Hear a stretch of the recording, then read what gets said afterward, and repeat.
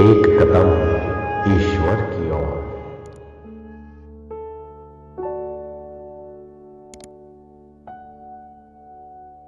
निर्वाण प्रकरण उत्तरार्ध 38वां सर्ग। चित और चैत्य अर्थात विषय दोनों के संबंध भ्रम के निराश द्वारा उत्तम युक्तियों से चेतन ही जगत है, यह वर्णन। चैत्य रूप समस्त जगत चेतन स्वरूप ही है, इस विषय का उपोपादन करने वाले महाराज वशिष्ठ जी भूमिका बांधते हैं। महाराज वशिष्ठ जी ने कहा, भद्र, अपने में मिथ्या ज्ञान से ज्ञानी अब्रह्मरूपता के भ्रम से विक्षिप्त हुई चित्ती जगत को उस प्रकार देखती है जिस प्रकार माया दर्शन हेतु अंजन से युक्त आंख आकाश में पर्वत रूपता को और पर्वत के शिखर, वन, हाथी आदि को देखती है। भ्रांति से कल्पा गया यह संसार चित्र सृष्टि के सदृश केवल मन की कल्पना से ही क्षुब्ध सा भासता है, वस्तुतः नहीं, यह कहते हैं। श्री राम जी, ब्रह्म सृष्टि और चित्त सृष्टि दोनों समान ही मानी जाती है, क्योंकि दोनों सृष्टियां असल में परमार्थ ब्रह्म से न भिन्न है और न उनमें किसी तरह का क्षोभ ही है। वैसा भले ही हो, इससे प्रकृति में क्या आया, इस पर कहते हैं, जैसे दीवार में रहने वाला चित्र वास्तव में दीवार से अलग नहीं है, परंतु भ्रांत पुरुषों के अनुभव से अलग सा भासता है, वैसे ही ज्ञान में कल्पा गया संसार वास्तव में ज्ञान रूप होने के कारण ज्ञान से अलग नहीं है, किंतु भ्रांत पुरुषों के अनुभव रूप से अलग सा भासता है। जब यही असली स्थिति है, तब बाह्य अर्थ रूपता को भी ज्ञान की सत्यता के कारण ज्ञान रूप से सत्य रूप ही मानना चाहिए, यह आप जानिए। ऐसी स्थिति में हम लोगों के मत से बाह्य अर्थवाद और विज्ञानवाद में कोई विरोध नहीं होता, क्योंकि बाह्यार्थवाद और विज्ञानवाद दोनों की उक्त रीति से एकता ही है। किसी भी समय चेतन से भिन्न असत बाह्य प्रपंच की सत्ता हो ही नहीं सकती, यह अकाट्य सिद्धांत है। जब संपूर्ण प्रपंच चिदिक रस है, चिति निरंतर ही अक्षुब्ध है और समस्त विशेषणों से निर्मुक्त है, तब अक्षुब्ध हुए आकाश आदि पंचभूतों की भी शांति अर्थतः सिद्ध हो जाती है। इससे अंत में पूर्ण ब्रह्मरूपता ही बच गई, यह कहते हैं। क्षोभ शून्य तथा आकाश, वायु, तेज, जल और पृथ्वी से शून्य एवं पूर्ण शांति से विराजमान बड़े बड़े आरंभों से युक्त वास्तव में शून्य रूप ब्रह्म सत्ता ही चारों ओर विस्तृत है। यो समस्त क्रियाकारक फल रूप ब्रह्मीभूत जगत को ही प्रणाम करते हैं। यह सब कुछ ब्रह्म के लिए ही है, उसी से सब कुछ उत्पन्न हुआ है, वही सर्वरूप है, वही चारों ओर व्याप्त होता है, वही सब में ओतप्रोत है, नित्य भी वही है। ऐसे सर्वात्मक ब्रह्म को नमस्कार है। व्यवहार काल में भी चिति के साथ ऐक्य प्राप्ति के बल से ही विषयों का अस्तित्व और प्रकाशन होता है, किसी दूसरे तरीके से नहीं। यह कहते हैं, चिन्मय होने के कारण ही घटादि रूप विषय जब प्रमाता रूप चैतन्य के साथ वृत्ति द्वारा एक हो जाते हैं, तभी दृश्य रूप देह वाली उस चिति के बल से ही इन घट आदि पदार्थों का प्रकाशन होता है, अन्यथा नहीं। इस तरह दृष्टा, दृश्य और दर्शन ये सभी चित्ती की एकता के बल से ही जब सिद्ध होते हैं, तब ये चिन्मात्र स्वरूप ही है। ऐसी स्थिति में जब जगत का स्वरूप केवल अनुभव मात्र ही परमार्थ से सिद्ध होता है, यह अर्थ निकलता है। दृष्टा और दृश्य की एकता में अनुकूल तर्क बतलाते हैं। दृष्टा और दृश्य यदि चिदात्मक साक्षी में एकता प्राप्त नहीं करते, तो ईख खाने में प्रवृत्त पुरुष ईख देखकर और चूस कर भी पत्थर के सदृश उसके स्वाद या माधुर्य का अनुभव नहीं करता, क्योंकि जड़ तो रस का अनुभव कर नहीं सकता और न जड़ रस ही उसके प्रति प्रकाशित हो सकता है। जब दृश्य और दृष्टा को चिन्मय मानते हैं, तब अनुभव करने वाली चिति में ही चैत्य अर्थात विषय का अनुभव होगा।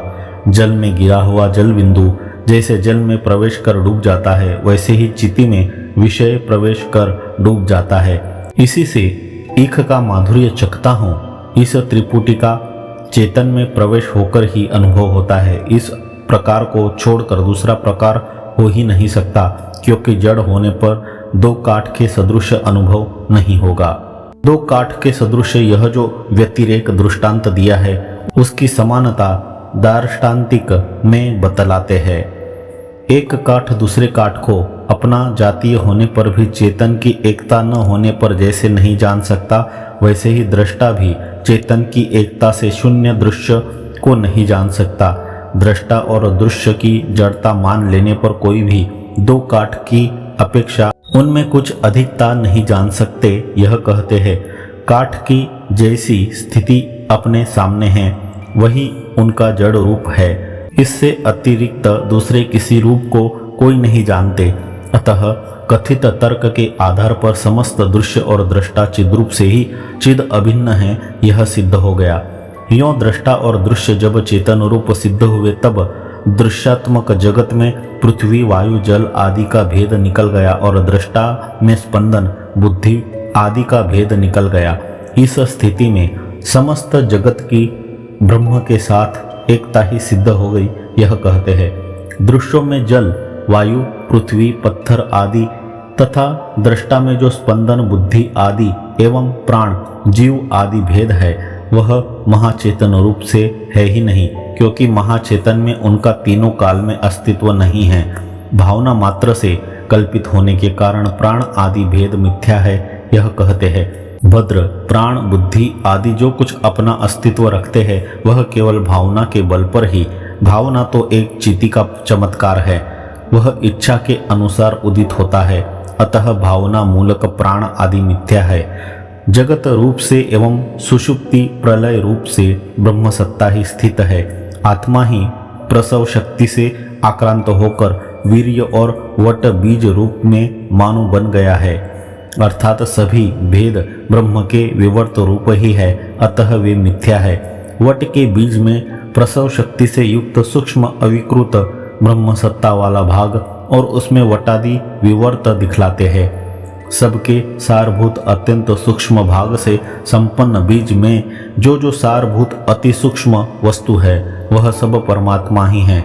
इसी सारभूत वस्तु से शाखा आदि में तत्त उत्तरोत्तर कार्य में अग्रस्थानीय बीज होता है और वह अपने स्वरूप में स्थित रहता है। जो जो जिससे सूक्ष्म होकर कारण रूप से प्रसिद्ध है वह सब तो ब्रह्म कोटि में है, और जो स्थूल होकर कार्य रूप से प्रसिद्ध है वह माया कोटि में है तथा मिथ्या है। यह जानना चाहिए। यह कहते हैं ब्रह्म ही सबसे परम अनुरूप है, इसलिए जो जो जिस जिस अर्थ से अत्यंत अणु है वह सब तत्त सूक्ष्म वस्तु है।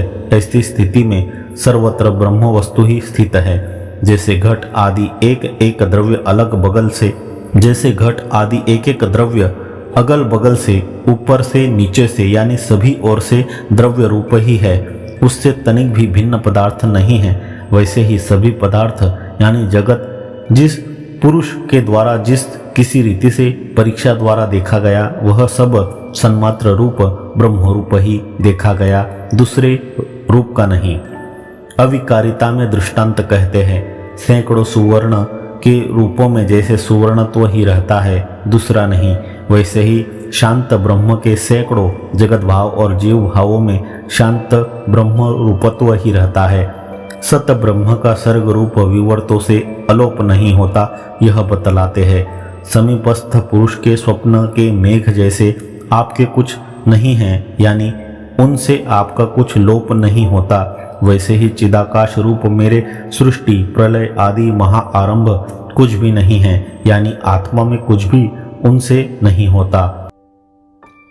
आकाश में कल्पित मलिनता और उसी में कल्पित गंधर्व पुत्रों की सेना जैसे आकाश रूप ही है, वैसे ही ब्रह्म में कल्पित यह सारा जगत एकमात्र शांत ब्रह्म रूप ही है। जैसे जल में भूमितल में आर्द्र वट आदि का बीज महान वट आदि के वृक्षों के रूप में परिणत हो जाता है, वैसे ही हृदय के भीतर संकल्प रूप ब्रह्म ही पहले पुष्प बनकर फिर बाहर जगत रूप फल बनकर स्थित हो जाता है।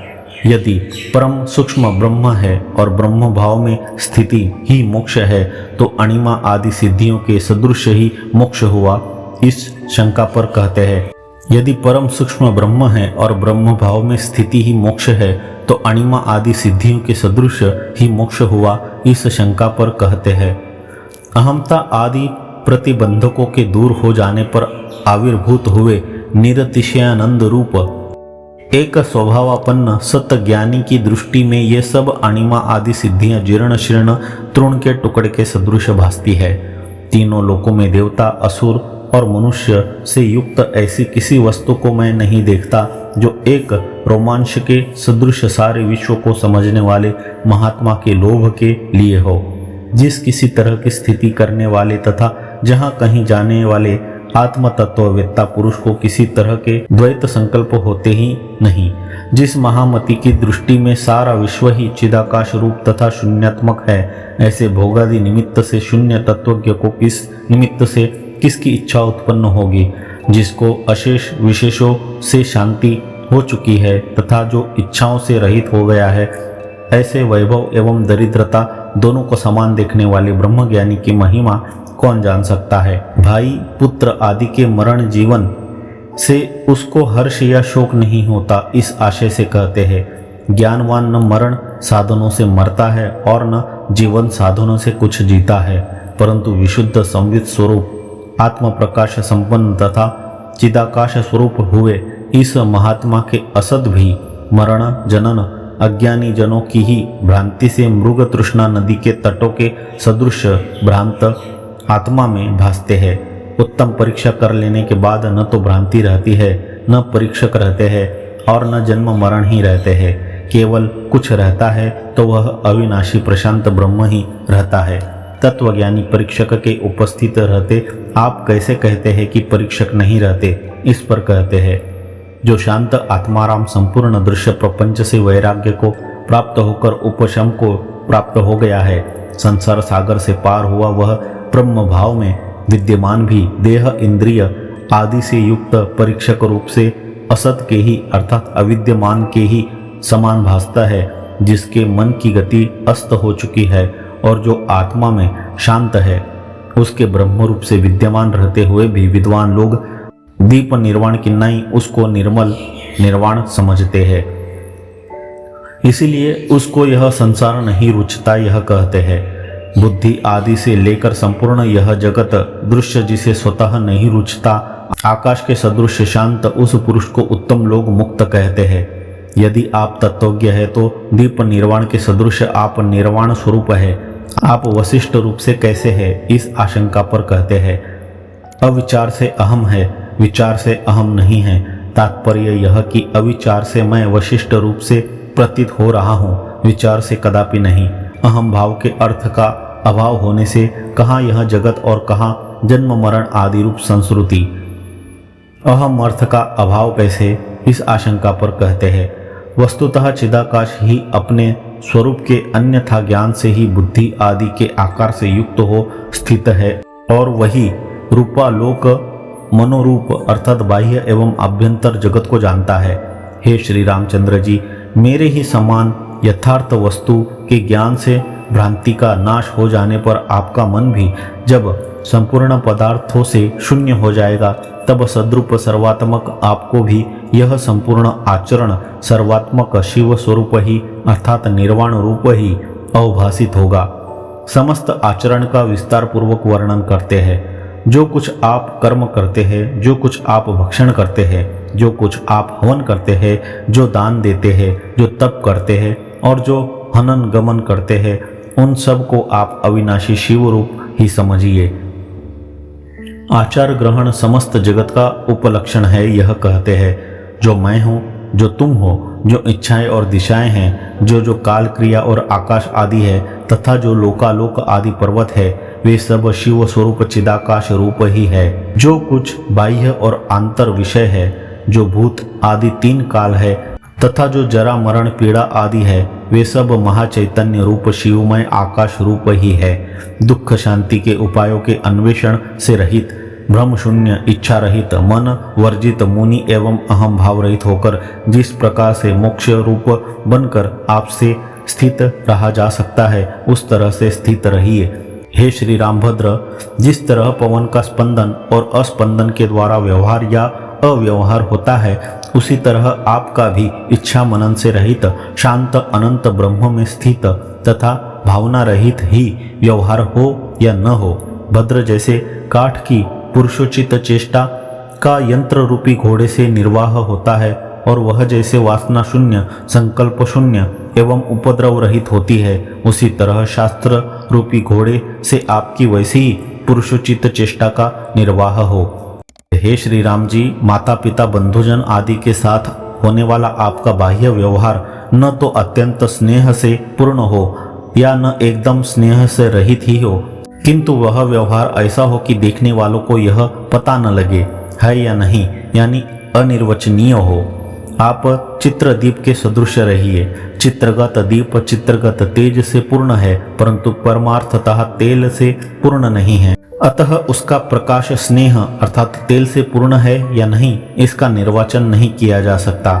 उपसंहार दर्शाते हैं, भद्र जिसकी वासना मिट चुकी है, जिसको वर्तमान भोगों में कुछ रस नहीं रहा और जिससे भावी भोगों की तृष्णा भी निकल गई, ऐसे विद्वान के लिए उत्तम शास्त्र के सिवा दूसरा कौन सा पदार्थ आत्मसुख में विश्रांति देने वाला हो सकता है, अर्थात कोई नहीं। शरीर धारण तक अंततोगत्वा प्राप्त होने वाले आवश्यक व्यवहार काल में उत्तम शास्त्रों का अनुसरण ही चित्त दोष निवारण तथा विवेकादि के उद्बोध द्वारा तत्व ज्ञान में प्रतिष्ठा कारक है। इसलिए इच्छा शून्य निर्मल तत्ववेत्ता का प्रारब्ध प्राप्त व्यवहारिक प्रसंगों में वर्णाश्रमोचित आचरण करना एवं शम दमादि साधनों में भली भांति लगा रहना ही असाधारण चिन्ह है, न कि यथेष्टाचरण। 38वां सर्ग समाप्त।